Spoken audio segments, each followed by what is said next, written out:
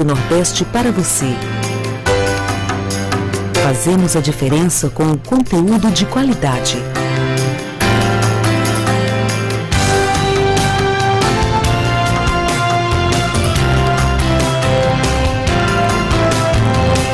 Fazemos o melhor. Nova Nordeste, a sua TV. TV Nova Nordeste.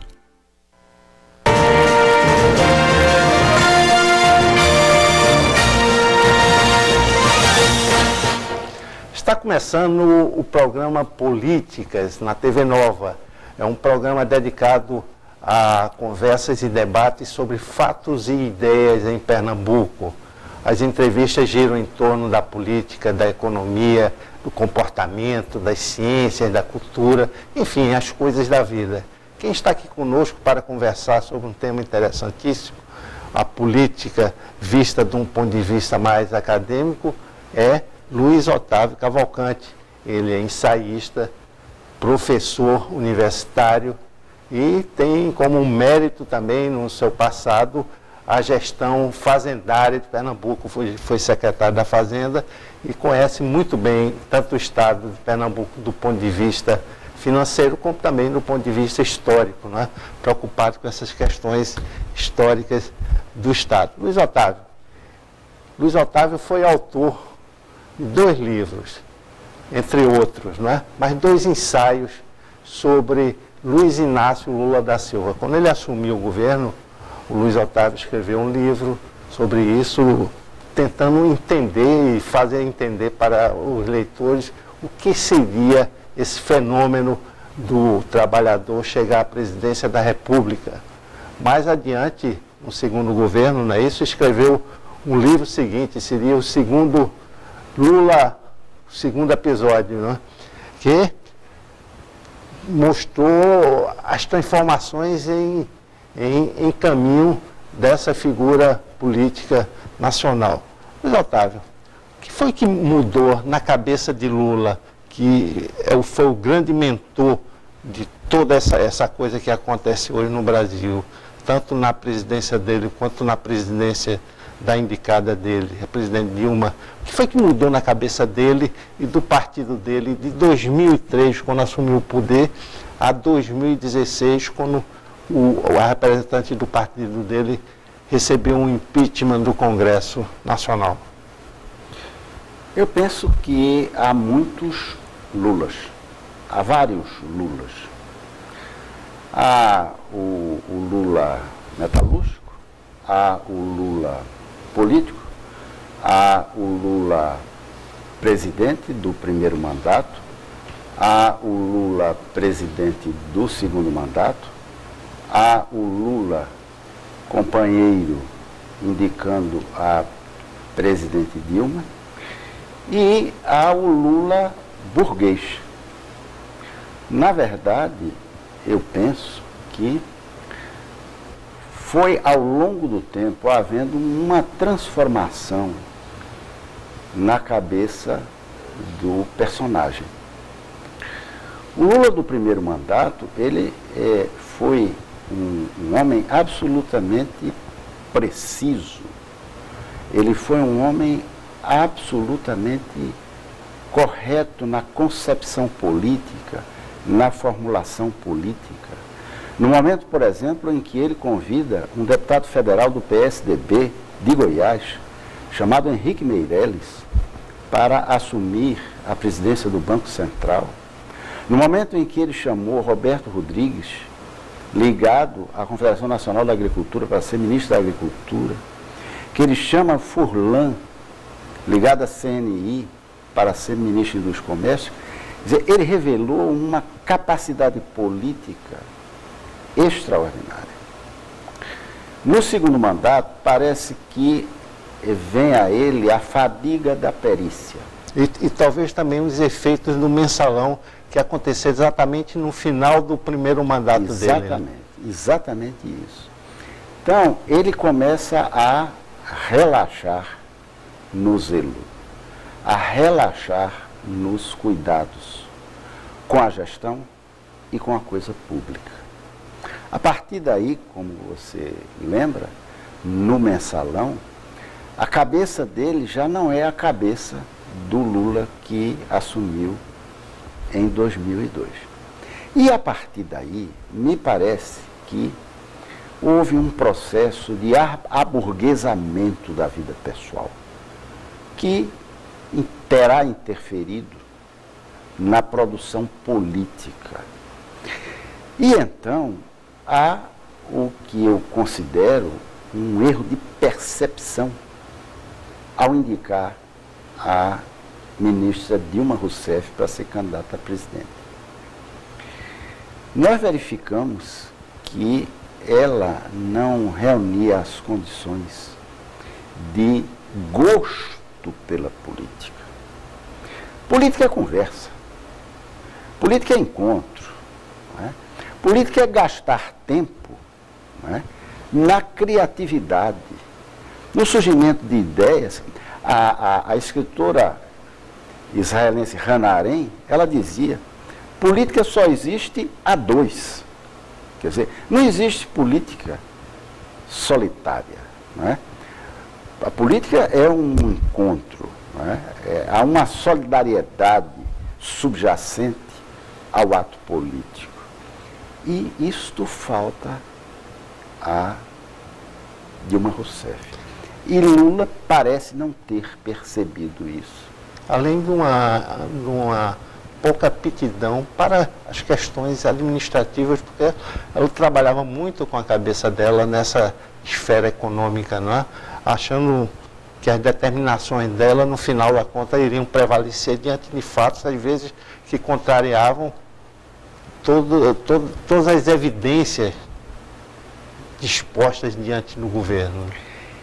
Esse aspecto, Tonico, ele é um aspecto que surpreendeu muito a todos, aos analistas, porque quando a gente coloca a República em perspectiva, de Fernando Henrique para cá, a gente verifica que o período de gestão de Fernando Henrique foi o período que corresponde à estabilização da economia, com o Plano Real. A Fernando Henrique sucede Lula.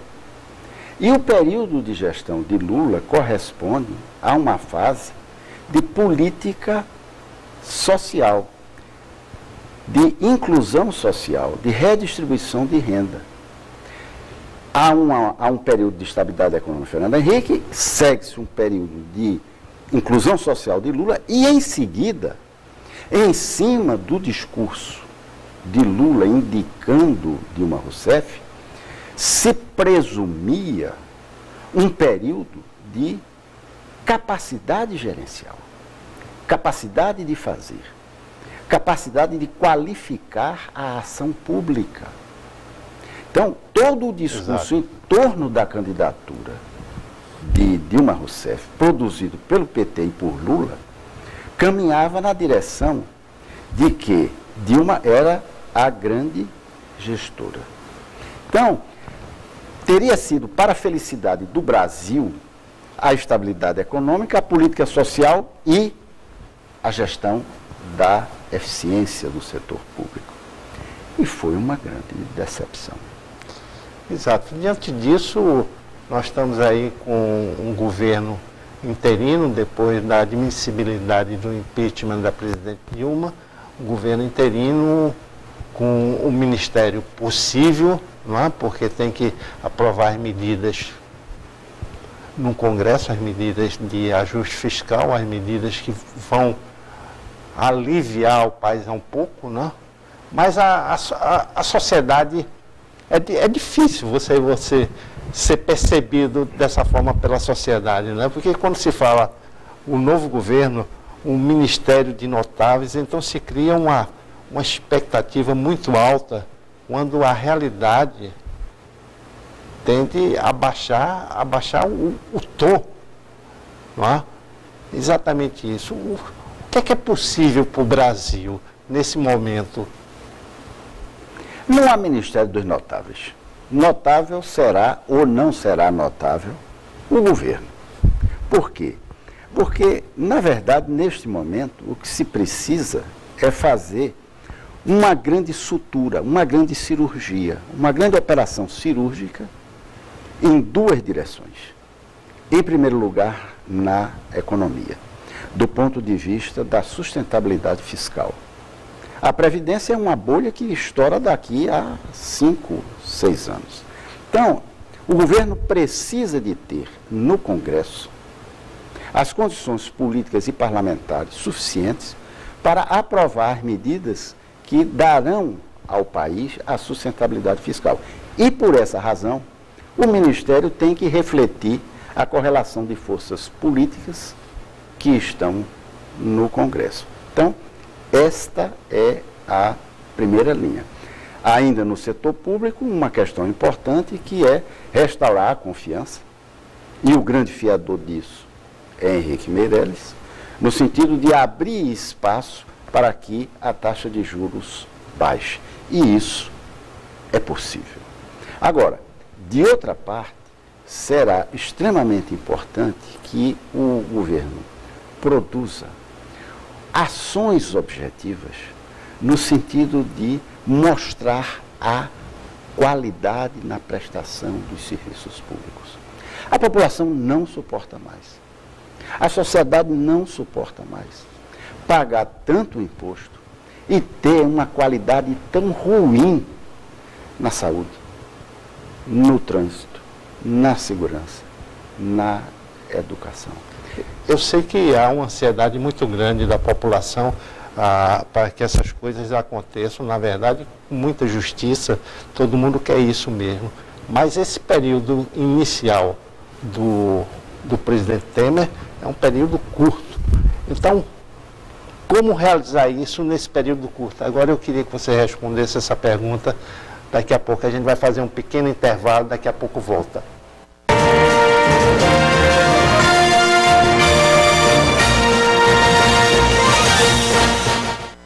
O tempo não para. E para você estar sempre à frente do seu tempo, você tem que dar o seu primeiro grande passo. Enfrente os desafios. Sonhe mais. Pense grande. Não perca tempo. Vestibular Facol 2016. Você à frente do tempo. 24 cursos nas áreas de saúde, ciências humanas e exatas aplicadas. Agende já sua prova.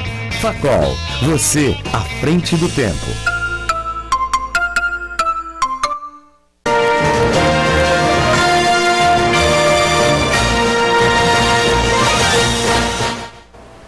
Estamos de volta no programa Políticas, na TV Nova. Quem está aqui conosco é o ensaísta, o professor Luiz Otávio Cavalcante. Luiz Otávio Cavalcante alia uma expertise do ponto de vista fazendário, foi secretário da Fazenda de Pernambuco, ao ponto de vista histórico. Também tem no seu currículo livros interessantes sobre história, inclusive 2 livros sobre o presidente Lula, que a gente já comentou no primeiro bloco. Mas voltando à pergunta que ficou no ar, Luiz Otávio, era exatamente isso. Todas as necessidades da população brasileira estão plenamente identificadas, não é?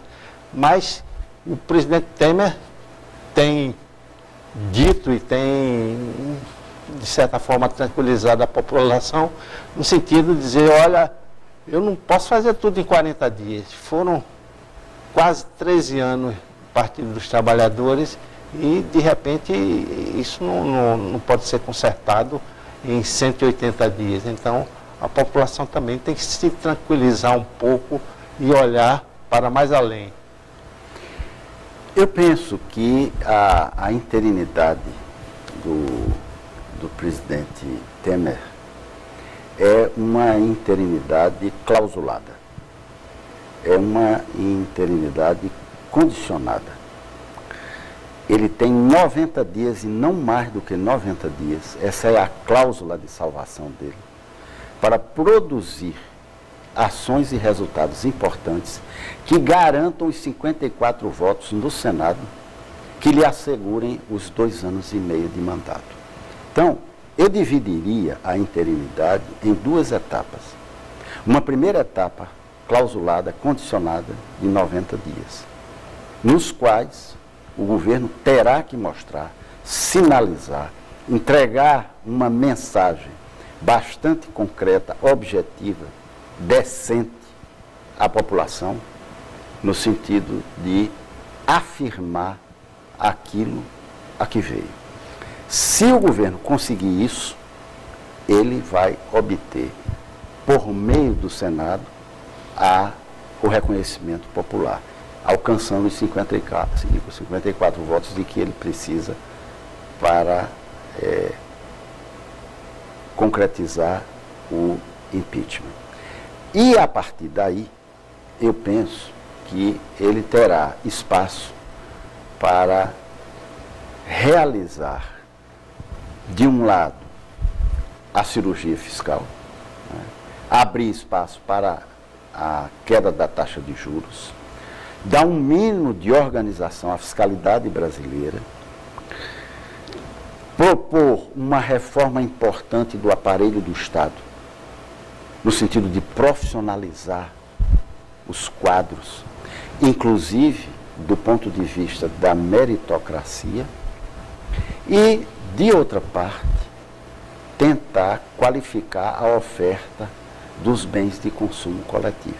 Ninguém aguenta mais o estado da saúde. É preciso garantir um mínimo de qualidade à educação e é preciso usar mais a tecnologia e a inteligência para diminuir a taxa de violência que afeta o cidadão nas cidades brasileiras. Essa outra questão também, temos a questão do desemprego, em torno de 11 milhões de desempregados, mas movimentando essa máquina dentro do país, a partir desses ajustes, o interesse nos novos investimentos, isso vai sendo amenizado, né? Claro. Eu penso que quem dá emprego não é o governo. Quem dá emprego não é o setor público. Quem dá emprego não é a União, o Estado e o município. Até porque nós estamos vivendo num período de crise fiscal. Quem dá emprego é a empresa privada. E o emprego virá em decorrência da confiança Exato. Que o governo produzir Exato. Para que os empresários investam. Me parece que esse é que é o círculo virtuoso. É você produzir, é o governo produzir, fazer a sua parte, produzindo confiança. A partir daí o empresário investe e, como consequência, vem a geração de emprego e renda. Entrando num tema que você gosta muito, o tema da história de Pernambuco, inclusive você tem feito intervenções nas universidades onde você ensina, intervenções interessantes sobre a história de Pernambuco. A história de Pernambuco está recheada de governantes rebeldes. Fomos contra o rei Dom João VI, né? Inclusive fomos punidos por isso, perdendo parte do nosso território. O Pernambuco também revoltou-se contra o imperador Pedro I, perdemos outra parte do nosso território. Já no período republicano, sempre houve uma certa queixa dos governantes de Pernambuco em relação aos presidentes. Quando tínhamos um presidente, aliás, um governador de um lado aqui, o presidente era desfavorável. E quando se acertavam, terminava por discordar mais à frente. Por exemplo, tivemos o Eduardo Campos aqui, muito afinado com o presidente Lula, que deu um dinamismo à nossa economia. Já com a presidente Dilma, Pernambuco teve outro tipo de relação. Isso é típico dos pernambucanos, essa relação crítica em relação ao governo central, essas observações críticas que você ouve. Tanto agora o próprio governador Paulo Câmara está vendo com reticência, não queria que o seu partido assumisse qualquer ministério do governo. O que é isso? É coisa de pernambucano? Eu penso, Tonico, que há dois Pernambucos. No Pernambuco político, há duas vocações muito claras. Há o Pernambuco da insubmissão e há o Pernambuco da conciliação. O Pernambuco da insubmissão é o Pernambuco das revoluções de 17 e 24. E foi aí que nós mostramos o espírito republicano, o espírito federativo do pernambucano. Esse Pernambuco da insubmissão, ele se revelou também na República, no tempo republicano, né, quando Agamenon se insurgiu contra Getúlio, quando Roberto Magalhães se insurgiu contra Sarney e rompeu com o ministro Delfim. Então, essa é uma linha muito clara na história de Pernambuco. O Pernambuco insubmisso. Mas há uma outra linha, que é a linha do Pernambuco conciliador, do Pernambuco harmonizador. Essa é uma linha, por exemplo, de Gervásio Pires Ferreira. Gervásio Pires, né, no século XIX, na primeira metade do século XIX, quando Pernambuco vinha conflagrado de duas revoluções de 17 e 24, Gervásio Pires se correspondia por cartas com o imperador Pedro II e abriu um canal de comunicação muito estável, muito frutífero, que beneficiou a província. Depois, nós tivemos na República um período de muito entrosamento entre o Estado e a União com Eduardo Campos e o presidente Lula, que produziu efeitos muito benignos. Exato, talvez só nesse período, porque a partir de uma nova postura de Eduardo Campos, quando lançou-se a presidência, né? Estava sendo lançado, estudando essa possibilidade, então as portas começaram a se fechar para ele, já no governo Dilma, né? Essa é uma sina de Pernambuco, não é? A sina de Pernambuco tem grandes líderes, tá certo? Nós temos uma representação política que preside praticamente os partidos. Nós temos presidente de partido aqui, não é? Normalmente. Exato. Temos candidatos a presidente. E nesse governo novo, 4 ministérios. 4 ministérios. Além de um ministério e meio, que é o Romero Jucá, que é pernambucano. Isso. A formação política que hoje atua em Roraima, né? Isso. De modo que é uma sina pernambucana, não é? E essa sina termina por despertar a rivalidade política e o antagonismo. Um tema muito interessante levantado pelo próprio presidente Temer é que ele pensa numa modificação desse pacto federativo, onde a União fica com o bolo maior da receita tributária e os estados e municípios ficam quase que com o ônus de tudo isso sem o bônus correspondente, né? Você acha possível mexer nesse pacto federativo? Veja, Tonico, toda vez que se fala em pacto federativo, se pensa só do lado da receita, na distribuição da receita pública nacional. Ora, há uma contrapartida de receita que se chama despesa. Então você não pode fazer um pacto federativo que não abranja os dois lados do orçamento, a receita e a despesa. De modo que qualquer tentativa de acordo em torno de um pacto federativo terá que contemplar as receitas públicas e a despesa pública. E aí você fazer um rateio de recursos do ponto de vista de União, Estado e Municípios com a tua receita e, da mesma forma, simetricamente, uma divisão de tarefas entre União, Estado e Municípios do ponto de vista do gasto público. Exato, porque essas queixas se fundamentam sempre na falta do que receber, né? Mas, por outro lado, existem até saídas para os municípios, que são os chamados consórcios públicos e intermunicipais, que juntam alguns municípios para determinadas obras de infraestrutura. Exatamente. Na área de saúde, na área de meio ambiente. Esse fracionamento dos municípios, isso daí não prejudicou a longo prazo o país? Eu acho isso um subproduto do fisiologismo político, não é? Você cria municípios novos para atender a apetites eleitorais emergentes, tá certo? Tem sido sempre assim, não é? E você, no final de contas, tem caravanas de prefeitos que vão a Brasília pedir dinheiro para municípios falidos. Municípios que não têm base produtiva, não têm base econômica e, portanto, não têm base fiscal.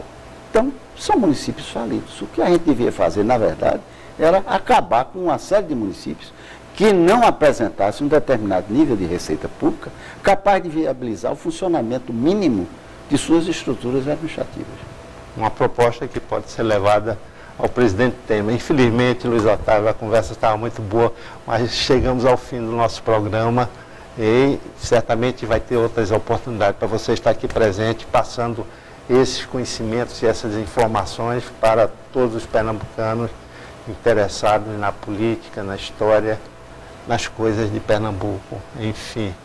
Muito obrigado, Luiz Otávio, e ao telespectador, até o próximo programa.